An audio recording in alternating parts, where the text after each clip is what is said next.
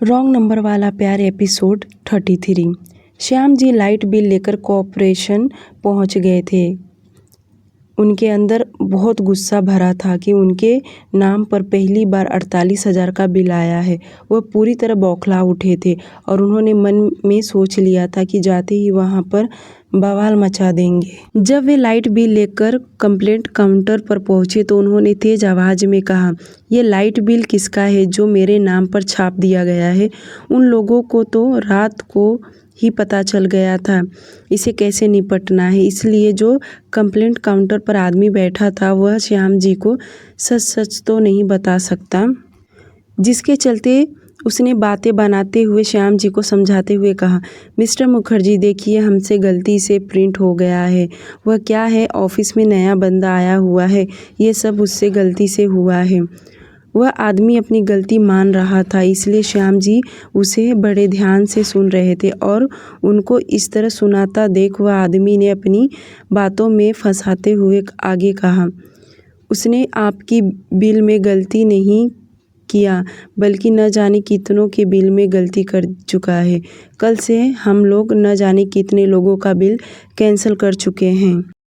श्याम जी ने ज़्यादा न ध्यान देते हुए बोले, अच्छा ठीक है, ऐसी बात है तो आप मेरी बिल चेंज कर दीजिए था और जो हमारा मीटर के हिसाब से लाइट बिल आया है वह बता दीजिए ताकि मैं भर सकूं।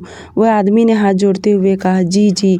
श्याम जी के नाम का ओरिजिनल बिल बना के दे दिया। श्याम जी ने कैश काउंटर पे जाकर लाइट बिल का पेमेंट कर दिया। मुंबई आहूजा विला। माहिर के घर सुबह सुबह आर्य इम्पोर्टेंट डॉक्यूमेंट पेपर लेने आया था और वह जैसे ही लिविंग एरिया में आया कि उसके सामने दिशा गेस्ट रूम की ओर जा रही थी। आर्य ने जैसे दिशा को देखा उसके पैर वहीं रुक गए और वह एकटक दिशा को देखता ही रहा। उसे समझ नहीं आ रहा कि माहिर भाई के घर में लड़की और माहिर भाई ने किसी को बताया नहीं। सविता आंटी किचन में से बाहर आ रही थी और आर्य को देख उन्होंने कहा, अरे आर्य बाबा, आप आपके लिए क्या लेकर आऊं? आर्य सविता आंटी को देख उनके तरफ आया और कहा, आंटी ये लड़की कौन है जो अभी गेस्ट रूम में गई? आर्य की बात सुन सविता आंटी हल्का मुस्कुरा दी और बोली, अच्छा ये तो दिशा है। आर्य चौंकते हुए कहा, दिशा? दिशा कौन? सविता आंटी को पता था कि माहिर को छोड़कर अभी तक दिशा को किसी ने देखा नहीं है, इसलिए उन्होंने आर्य को समझाते हुए कहा, ये लड़की दिशा है, इसे माहिर बाबा ने लेकर आए हुए हैं। आपको जो भी पूछना है माहिर बाबा से पूछ लीजिए। आर्य अपना सिर हिलाते हुए कहा, अच्छा ठीक है, वैसे माहिर भाई हैं कहाँ? सविता आंटी ने कहा, माहिर बाबा अभी भी अपने कमरे में हैं, आते ही होंगे। मैं आप दोनों के लिए नाश्ता लगा देती हूँ। इतना बोल सविता आंटी किचन के तरफ चली गई। उनके जाते ही आर्य सीढ़ियों से चढ़ते हुए ऊपर जाने लगा कि तभी उसकी नज़र एकदम सामने गया जो कि माहिर नीचे ही आ रहा था और उसे आता देख आर्य नीचे ही रुक गया। माहिर जैसे नीचे आया, आर्य उसे साइड से हक करते हुए कहा, क्या बात है माहिर भाई? बात इतनी आगे बढ़ गई कि लड़की को घर तक लेकर आ गए और ये बात कानों कान किसी को खबर भी नहीं होने दिया। अगर मॉम को पता चला तो वह आपकी तो कान खींचेंगी। ये सुनते ही माहिर को समझ गया कि आर्य क्या कहना चाह रहा है। वह डाइनिंग टेबल पर बैठते हुए कहा, तुमने कुछ गलत ही सोच लिया, ऐसा कुछ नहीं है। आर्य उसकी बातों पर इतना जल्दी कैसे यकीन करेगा? वह भी उसके साथ बैठते हुए कहा, सच सच बताओ माहिर भाई, ये हमारी भाभी है या? आर्य इतना ही बोला होगा कि माहिर उसे खा जाने वाली नज़रों से देखने लगा और कहा, वह एक बच्ची है, स्टूडेंट है। आर्य भी अपनी आंखें छोटी करते हुए कहा, तो उसमें कौन सी नई बात है? एक दिन हर कोई स्टूडेंट रहता है, जैसे कि आप भी रहे हो, स्टूडेंट मैं भी रहा हूँ, इसमें कौन सी बड़ी बात है? माहिर आर्य को घूरते हुए कहा, उस लड़की को मदद की ज़रूरत था जो मैंने उसकी मदद किया है, इसके आगे कुछ भी मत सोचना और ना ही कुछ बोलना। माहिर की बातें सुन आर्य ने अपनी उंगली से अपने होठ पर घुमाया, इशारा किया वह चुप ही रहेगा और माहिर ब्रेकफास्ट करने लगा। तभी विशाल अंदर आया और माहिर और आर्य को गुड मॉर्निंग विश किया। वह दिशा को लेने आया था क्योंकि दिशा ऑफिस जाने से पहले दिशा को कॉलेज ड्रॉप करेगा। विशाल का टाइम हो गया था, इसलिए दिशा रेडी होकर बाहर आई। उसने एक नज़र माहिर और आर्य को देखी। वह भी थोड़ा शॉक हो गई कि यह लड़का कौन है, क्योंकि अभी तक उसने आर्य को देखा नहीं था। माहिर के घर पर ज़्यादातर कोई आता जाता नहीं था, कभी ज़रूरत रहा तो कोई आता है। दिशा अपने हाथ में बैग लिए जा रही थी। वह जैसे आगे बढ़ी कि आर्य चेयर से उठ खड़ा हुआ और ज़ोर से कहा, माहिर भाई, ये कौन है? इनका इंट्रोड्यूस नहीं करवाया। ये सुनते ही दिशा भी रुक गई। अब माहिर को तो बोलना ही पड़ेगा। उसे गुस्सा तो अंदर से आ रहा था, फिर भी आर्य के तरफ देख बोला, ये आर्य अडानी है, मेरा छोटा भाई, और ये दिशा है। इसका एक बहुत बड़ा प्रॉब्लम है जो मैं कभी तुम्हें फुर्सत से तुम्हारे साथ डिस्कस करूँगा, किस वजह से यहाँ रह रही है। आर्य ने अपना हाथ दिशा के आगे बढ़ाते हुए कहा, आर्य अडानी, माहिर भाई का नटखट छोटा भाई। दिशा ने एक नज़र माहिर की ओर देखी, फिर उसने अपना हाथ आगे बढ़ाकर बोली, दिशा वर्मा। आर्य मुस्कुराते हुए कहा, बहुत अच्छा नाम है। वैसे आप कहाँ जा रही हैं? दिशा ने कहा, मेरा कॉलेज का टाइम हो गया है, अभी मुझे जाना चाहिए। आर्य ने आगे कहा, जी ज़रूर, आप जाइए, मैं कभी फुर्सत से आऊँगा जब आपके पास टाइम रहेगा और मेरे पास भी, तब हम फुर्सत से बातें करेंगे। पर आपसे मिलकर अच्छा लगा। आर्य की बातों से सहमत होते हुए दिशा ने कहा, जी ज़रूर। इतना बोल दिशा विशाल के साथ चली गई। जब तक वह बाहर नहीं गई तब तक आर्य उसे देखता ही रहा और उसके जाने के बाद चेयर पर बैठ माहिर के तरफ बिना देखे ही कहा, कितनी स्वीट और स्मार्ट है। आर्य का इतना कहना कि माहिर को बिल्कुल भी अच्छा नहीं लगा, न जाने क्यों, पर उसे अंदर से कहीं न कहीं आर्य का दिशा को इस तरह देखना, हाथ मिलाना उसे एक जलन सा हुआ, पर वह कुछ कह नहीं सकता है। दूसरी तरफ इटली रोम सिटी, दोपहर का समय। अथर्व सुबह में ही ऑफिस चला गया था। इधर शगुन लिविंग एरिया में आकर इधर उधर टहल रही थी कि तभी उसे एंटोनियो दिखा, जो तेजी से अंदर आ रहा था, क्योंकि एंटोनियो और लूसिया का डेली दोपहर में हिंदी टीचिंग क्लास चालू रहता है, जिसकी वजह से एंटोनियो को रोज़ दोपहर में समय ऑफिस से घर आना पड़ता था। और वह सीधे सेकंड फ्लोर पर चला गया, जहाँ पर टीचर उसे हिंदी सिखाने के लिए आता है, और वे दोनों जाकर हिंदी क्लास अटेंड करने लगे। इससे शगुन को कोई फ़र्क नहीं पड़ रहा था। वैसे टहलते टहलते सोफे पर जाकर बैठ गई। करीब 2 घंटे के बाद एंटोनियो रूम से बाहर निकला और सीढ़ियों से उतरते हुए बाहर जाने लगा। शगुन ने एंटोनियो को रोकते हुए कहा, डू यू अंडरस्टैंड हिंदी?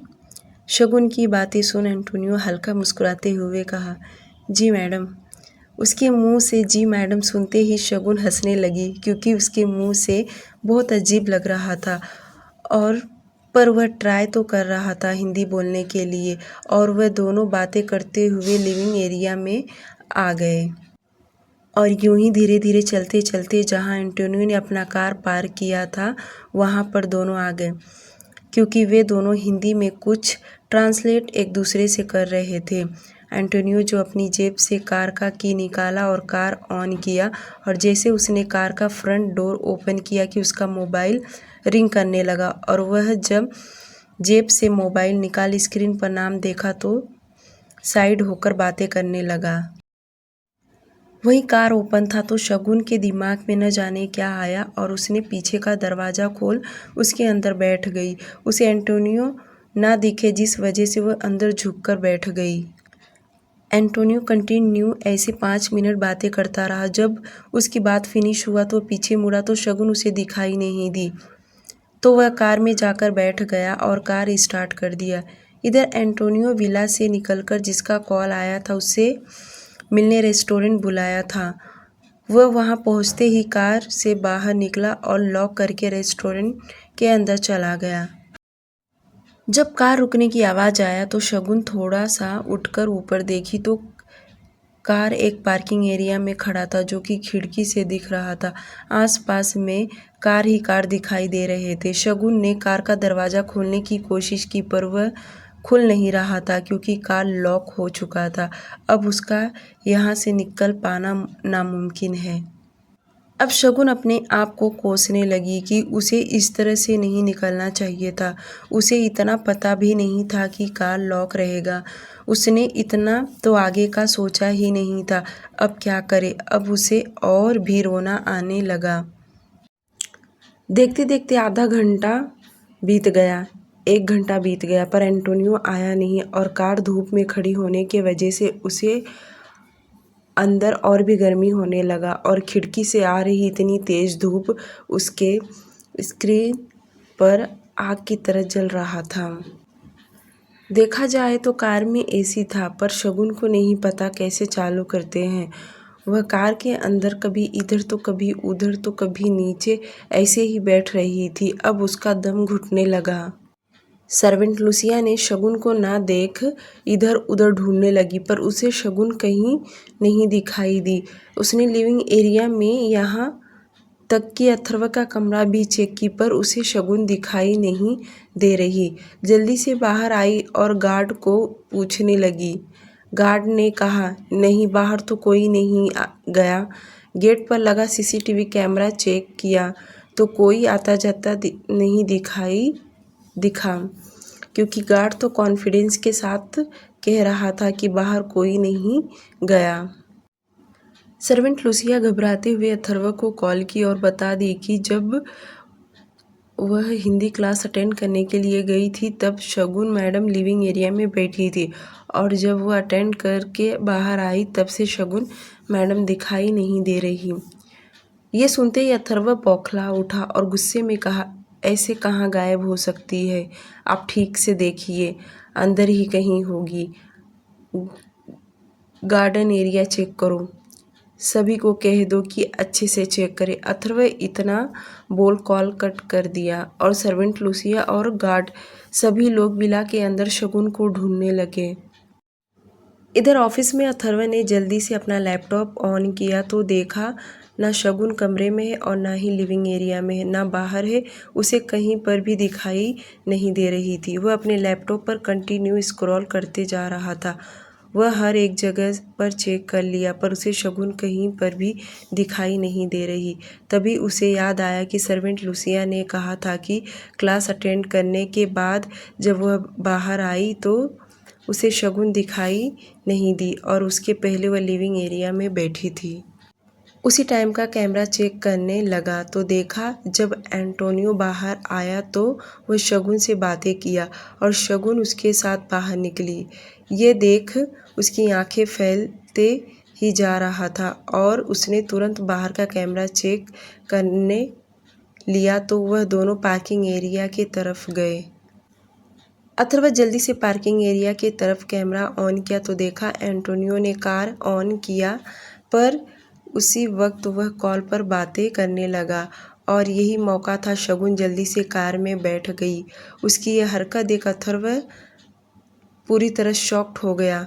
उसे यकीन नहीं हो रहा शगुन अभी भी भागने की कोशिश करेगी। अथर्व इतना चिढ़ गया था कि उसका दिमाग फटने के कगार पर आ गया और उसने तुरंत अपना मोबाइल निकाल एंटोनियो को कॉल लगाया।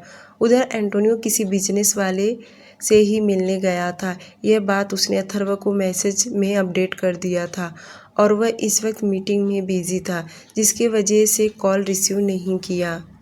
पर अथर्व का लगातार कॉल आता देख एंटोनियो ने मीटिंग में एक्सक्यूज मी बोलकर बाहर निकला और अथर्व का कॉल अटेंड किया।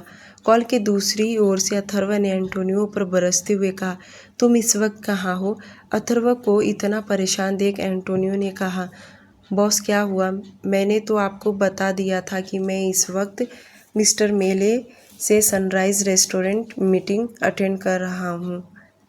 अथर्व उसके सभी बातों को इग्नोर करके आगे कहा, वह सब भाड़ में जाने दो, पहले मेरी बात ध्यान से सुनो।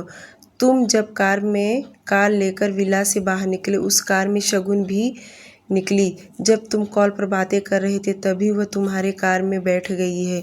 जल्दी से पता लगाओ वह कहाँ पर है, मैं निकल रहा हूँ।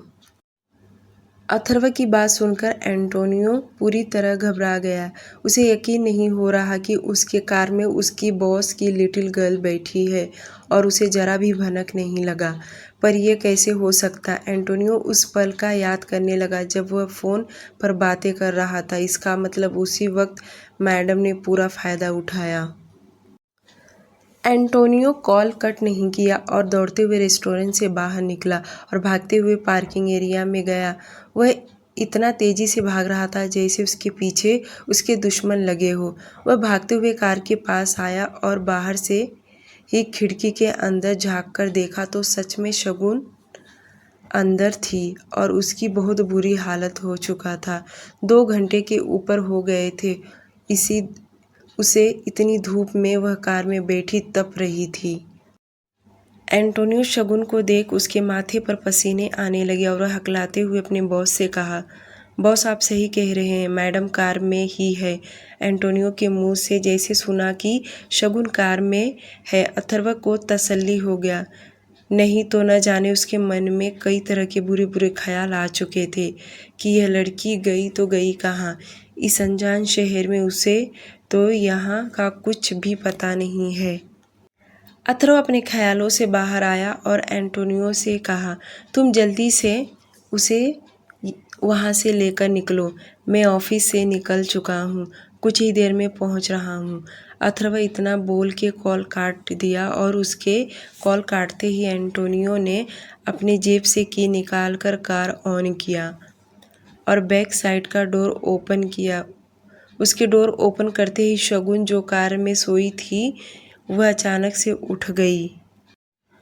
वह ज़्यादा गहरी नींद में तो नहीं सोई थी। अपनी धुंधली आंखों से पलकें झपकाते हुए देखने लगी और एंटोनियो को देखकर शॉक्ड हो गई। उसे देख डरने लगी कि उसकी चोरी पकड़ी गई है। हो ना हो आज तो उसकी खैर नहीं।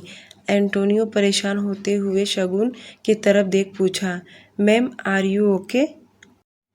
शगुन परेशान होते हुए बोली, प्लीज़ आप किसी को मत बताना कि मैं यहाँ पर हूँ, वरना। वह अपनी बात कंप्लीट भी नहीं करती कि उसके पहले एंटोनियो बोल पड़ा, madam boss already know that you were not in the villa. Antonio के मुंह से ये सुन कि अथर्व को पता चल गया। शगुन की तो आंखें बड़ी बड़ी हो गई। वह डर के मारे कांपने लगी। एंटोनियो ने कार का दरवाज़ा जोर से बंद करके आगे जाकर बैठ गया।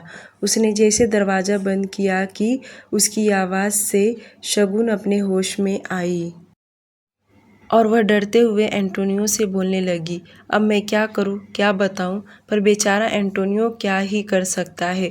उसे तो पता है कि उसका बॉस किसी का नहीं सुनता। एंटोनियो ने कार चलाना स्टार्ट कर दिया।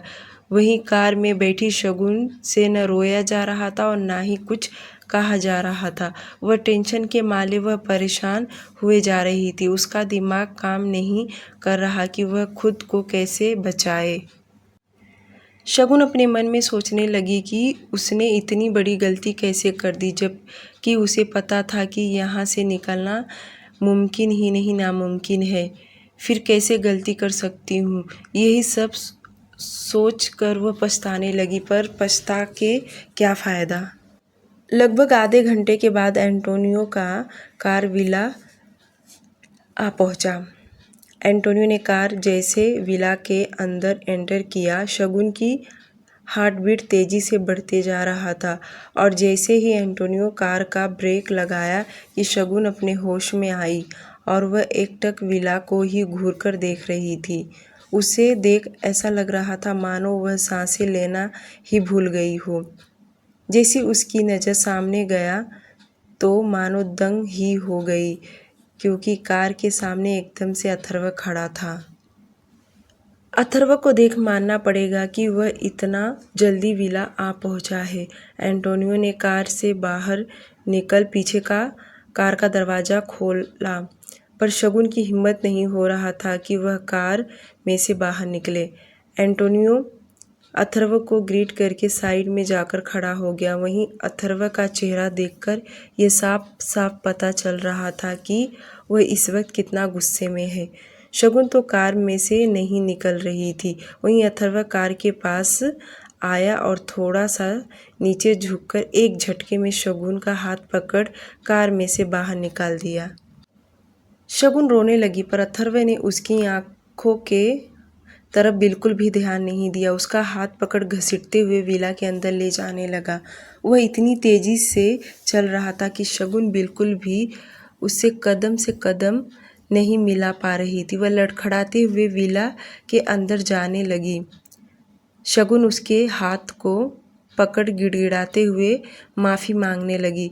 सॉरी, मुझसे गलती हो गया, मैं ये जानबूझकर नहीं की, मेरी बात का यकीन करो। शगुन लगातार माफ़ी मांग रही थी पर उसका इस वक्त माफ़ी मांगना कुछ भी फ़ायदा नहीं, क्योंकि उसने तो गलती कर चुकी थी।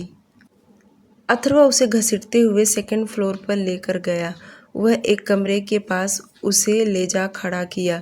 शगुन डरते हुए उसका हाथ पकड़कर माफ़ी मांगने लगी। नहीं, प्लीज़ ऐसा मत करो, मुझे डर लगता है, मुझे इस कमरे में नहीं रहना।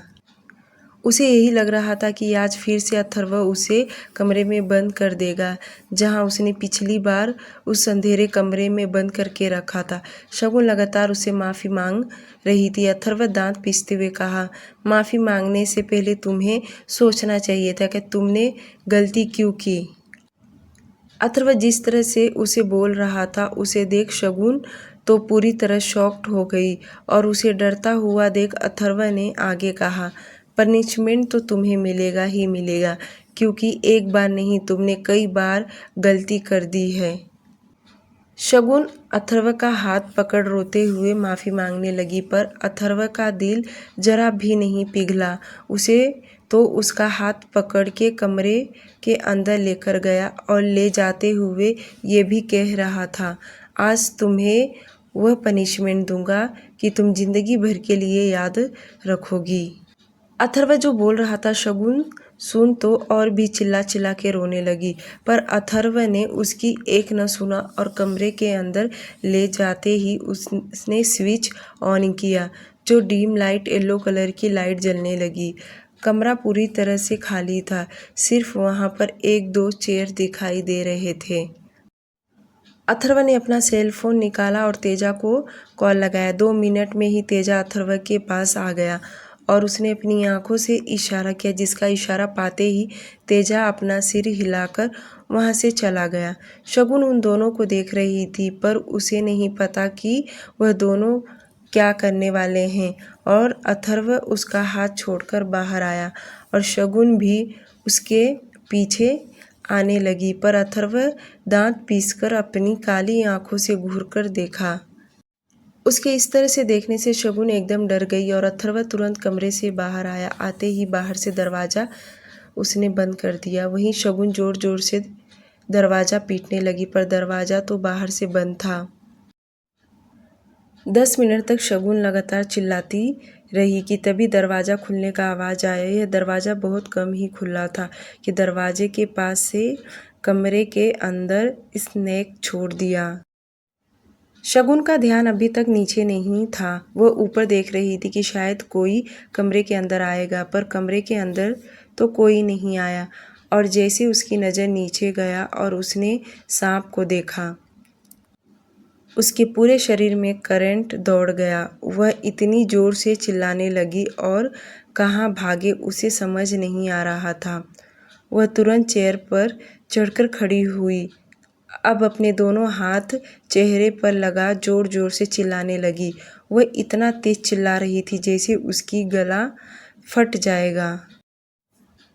वहीं अथर्व अपने कमरे में आकर लैपटॉप ऑन किया और कमरे का सीन का नज़ारा देखने लगा। शगुन कितनी तेज तेज आवाज़ सुनकर उसका दिल जरा भी नहीं पिघल रहा था। वह अच्छे से सबक सिखाना चाह रहा था कि ताकि आइंदा से वह कभी भी भागने की तो दूर सोच भी ना सके। अथर्व को ये बात अच्छे से पता था कि शगुन की वीकनेस क्या है और आज वह उसी का इस्तेमाल करने लगा। जब शगुन अपने घर पर थी तब उसने एक दिन अपनी फैमिली वालों से बात कर रही थी, जो कि अथर्व ने नोटिस कर लिया था कि शगुन अपनी वीकनेस अपने घर वालों से शेयर कर रही थी। यहाँ तक कि उसके घर वालों को छोड़कर यह बात किसी को भी नहीं पता था कि शगुन इस चीज़ से इतना डरती है और आज उसी का फ़ायदा अथर्व उठाने लगा। शगुन सांप से इतना डरती थी कि वह मोबाइल या किसी किताब में भी नहीं देखना पसंद करती। उसे इस चीज़ की स्नेक फोबिया, डर का बीमारी था। शगुन एक ही शब्द की रट लगाने लगी। आज के बाद आप जो कहोगे मैं वही करूँगी। मैं यहाँ से कभी नहीं जाऊँगी। भागने के बारे में नहीं सोचूंगी। प्लीज़ मुझे बचा लो। आप जो कहोगे मैं वही करूँगी। शगुन का गोरा चेहरा पूरी तरह लाल हो चुका था। उसके आँख नाक से पानी निकलने लगा। शगुन इतना चिल्ला रही थी कि चिल्लाते चिल्लाते उसे 5 मिनट के अंदर ही बेहोश होकर गिर गई। अथर्व ने लैपटॉप में जैसे शगुन को बेहोश होते गिरते देखा कि वह दौड़ते हुए अपने कमरे से बाहर निकला और बहुत तेज़ दौड़ते हुए शगुन के कमरे के तरफ जाने लगा। आज के लिए सिर्फ इतना ही। डियर लिसनर, प्लीज़ स्टोरी को लाइक और चैनल को सब्सक्राइब कर लीजिए। Thank you so much.